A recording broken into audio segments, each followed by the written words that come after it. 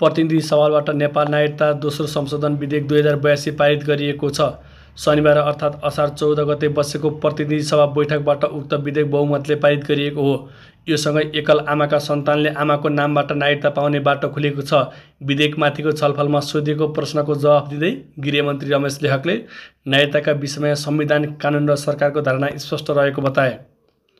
नागरिकता पाउनुपर्ने नागरिक नागरिकताविहीन हुन नहुनेमा जोड दिए र पाउन नपर्ने व्यक्तिले नागरिकता नपाउन् भन्ने विषयमा सरकार गम्भीर रहेको उनले बताए।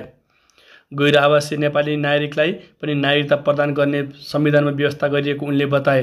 त्यसका निम्ति छुट्टै कानुन निर्माणको तयारीमा सरकार जुटेको उनले जानकारी दिए। संविधानले गैर आवासीय नेपाली नागरिकलाई नागरिकता प्रदान गर्ने व्यवस्था गरेको छ। उनले प्राप्त गर्ने नागरिकता पनि आफैमा नागरिकता हो।